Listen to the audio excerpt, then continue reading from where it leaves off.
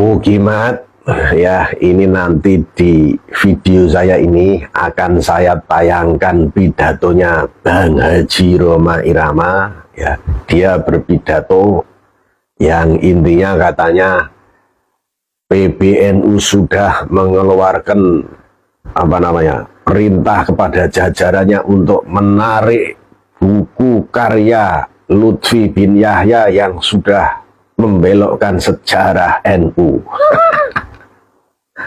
Nah, saya kasih tahu yang benar itu gimana. Jadi yang mau ditarik oleh oleh PBNU, dan ini sudah dilaksanakan oleh PCNU Tegal. Buku yang dimaksudkan itu bukan buku karya dari Habib Lutfi Yahya, tapi buku itu adalah terbitan dari RMI NU Tegal. Jadi buku itu yang menyusun adalah pengurus Robitoh Ma'ahid Islamiyah NU Tegal. Lah Habib Lutfi Yahya itu tidak masuk di dalam kepengurusan RMI NU Tegal itu. Jadi buku itu yang dimaksudkan, buku yang mau ditarik itu bukan buku karya Habib Lutfi Yahya. Habib Lutfi Yahya itu bukan ahli sejarah. Bagaimana dia membuat buku sejarah?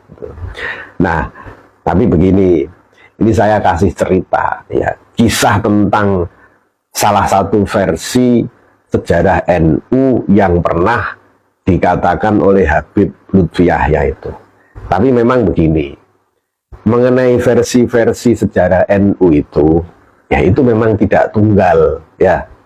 Di Surabaya itu ada kelompok dzurriyyah para pendiri NU yang mereka juga membuat mempunyai versi berdasarkan penuturan leluhurnya para pendiri NU yang pada waktu itu memang didirikan di Surabaya.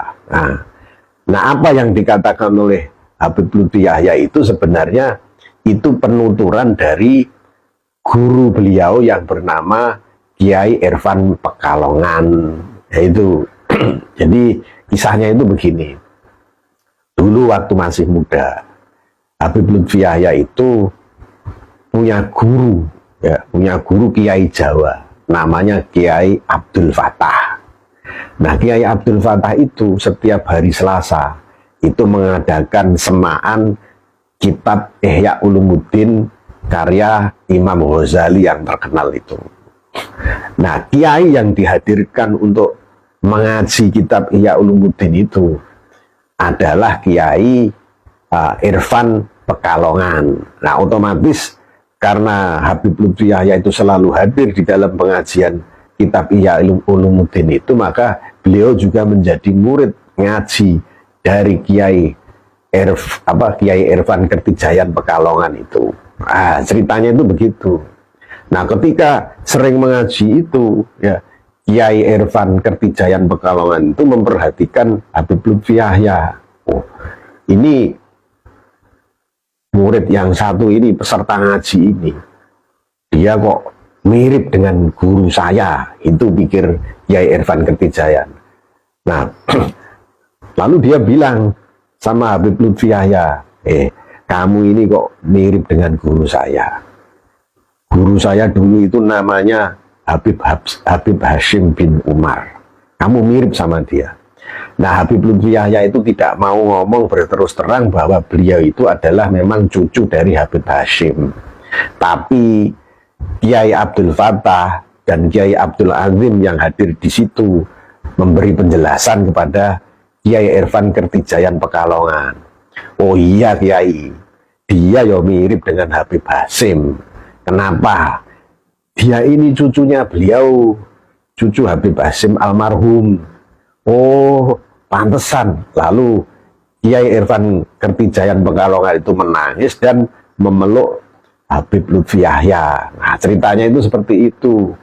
Nah, lalu Kiai Irfan Kertijayan Pekalongan itu cerita ke Habib Lutfi Yahya yang di situ juga disaksikan para kiai-kiai itu. Ada Kiai Abdul Fattah, guru beliau, guru dari Habib Lutfi Yahya, ada Kiai Abdul Azim dan lain-lainnya. Cuman sayangnya kiai-kiai itu sekarang sudah pada meninggal dunia. Nah, jadi Kiai Irfan Kertijayan Pekalongan bercerita bahwa Habib Hasyim itu mempunyai peran ya dalam berdirinya NU, tetapi Habib Hasyim itu berpesan supaya itu tidak ditulis. Nah, karena pesan beliau itu tidak ditulis ya, makanya tidak ada satupun dokumen yang menuliskan nama beliau. Nah, ceritanya begitu. Dan itu sudah pernah diceritakan oleh Habib Lutfi Yahya kepada Gus Dur pada waktu Gus Dur beliau masih hidup pada waktu itu. Gus Dur kan meninggal kapan itu? Kalau tidak salah tahun 2009 itu. Nah, itu sudah cerita lama. Dan kebetulan kemudian oleh official website-nya Habib Lutfi Yahya itu dipublikasi di website, kan begitu. Nah, kemudian tahun 2016 ya, websitenya NU ada siapa itu penulis yang juga itu membantah cerita mengenai keterlibatan Habib Hasyim di dalam mendirikan NU, karena tidak ada satupun dokumen sejarah NU yang menyatakan seperti itu. Nah, ya memang beliau Habib Hasyim sudah berpesan untuk tidak ditulis ya mesti aja nggak ada tulisannya. Tapi oke lah ya, kalau dari segi sejarah itu tidak dipercaya, itu tidak ada masalah.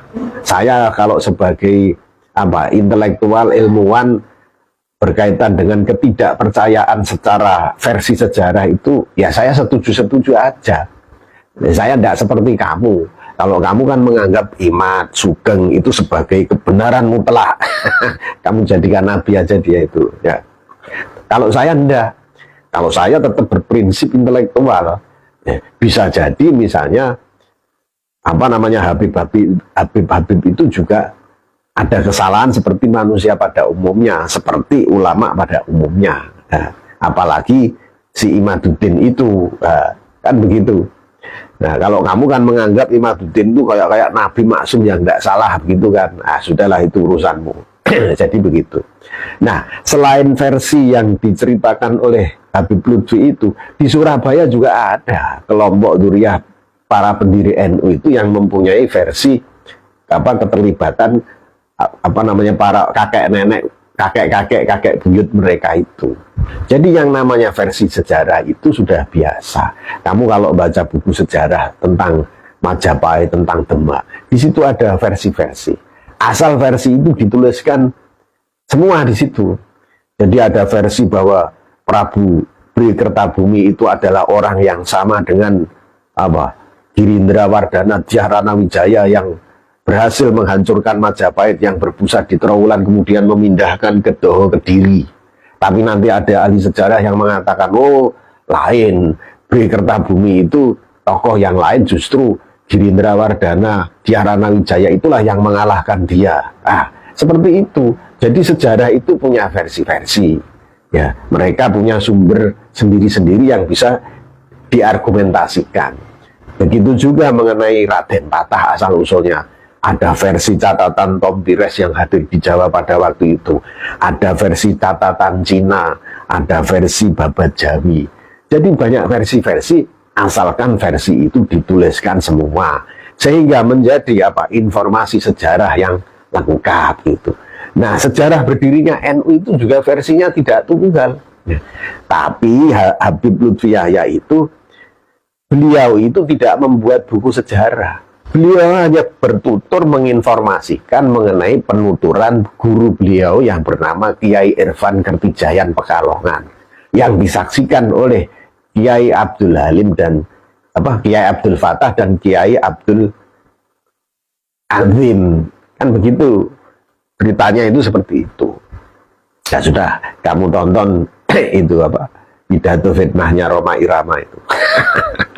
Terlalu.